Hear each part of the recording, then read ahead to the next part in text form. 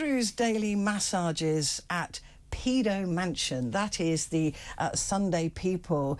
Apparently, Prince Andrew is very depressed at the latest headlines coming out.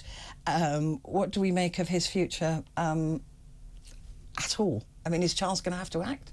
I think the problem is for the king that I can't quite get used to calling him that. He's still Prince Charles in my head. Anyway, the king, that's what he's called.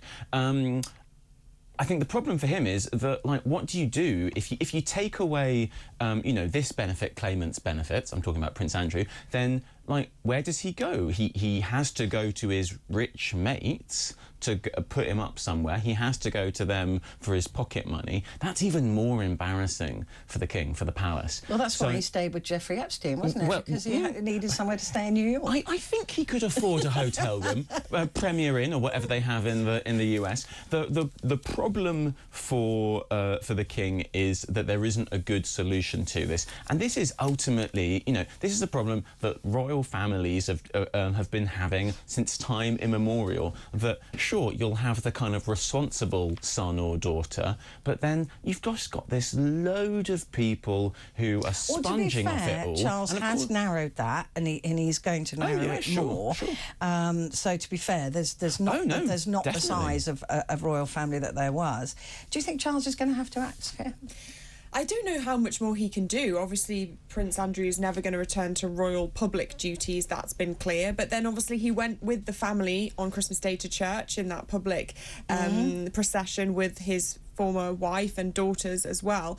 But then you forget that they are, yes, they're a business in the sense, but they are also a family. How can you axe someone from your family? That's a very different question. Of course, Prince Andrew is out of the public eye, but he can't be out of the family in quite the same way.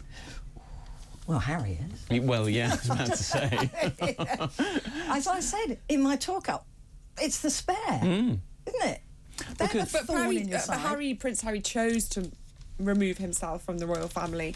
I don't think Prince Andrew, unless he chooses to, will be able to follow the same suit. Well, but he's chosen to do things that he knew perfectly well, if they were ever exposed, would get him kicked out. I think. Oh, he never thought he'd get exposed. Well, These people think they're untouchable. Yeah. They all do. The political classes, the upper classes, the royal class. They all think that nobody's going to catch them out. It's the arrogance. But at least we can kick politicians out with elections.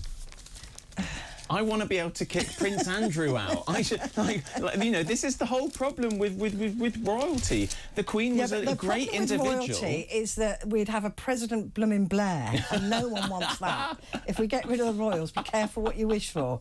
Nobody wants that, trust me. Right, I want to address this because this is in the papers, and everybody's been talking about it. Is Kate Garraway and the passing of her husband, of course, who was a Labour stalwart, a bit scandalous. Bit of a scandals around him. A long time. But he has sadly passed after COVID, longest suffering in hospital, and now, sadly, at the age of 56, he has died. And poor Kate, I mean, she's worked so hard to be with him. She has, and I think that, you know, actually, hopefully we can take something inspiring and very moving from this, which is like the commitment of an individual to their partner. And I think the thing is that so many people around the country, lots of people listening today, will have family members who they have, in a different way, you know, cared for. Maybe it's a family member with long COVID or something like that. And the last few years have seen so many people take on those caring roles. God, millions, saving the country, billions. I mean, that's one thing, isn't it, Sophia, that this, I hope that when Kate recovers from her grief, or begins to, that she will become some form of spokesperson for the outrageous costs of being ill in this country. She's had to adapt her home, she had to pay for that, she had to fight for social, and I know that with my own brother, fighting for social care support, fighting for financial support at the time when her husband was disastrously ill.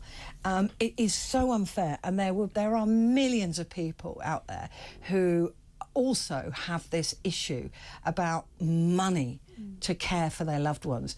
And what, you know, we're supposed to be protected from this, surely, but absolutely not. Well, the carers allowance is a very low amount of money per week, per month for those who are caring, have those caring responsibilities. And as you say, that saves the taxpayer, it saves the exchequer billions of pounds a year. And also I think the respect that is given to care workers is just so far away from what it should be. That should be the most important job, because we will all be beneficiaries of that care at some point in our lives, for most likely, whether that's from a family member or a friend or from the system for those who are paid to do it. And I do think that caring is looked down on as a profession, and that should be completely changed and turned on its head. And also the social services, in my experience, do everything they can not to get involved. Everything. And that's my personal experience, not the individuals within it, but certainly the outfit as a whole. You ask them for help, or you do something little for your loved one and they back off. The more you do, the more they back off.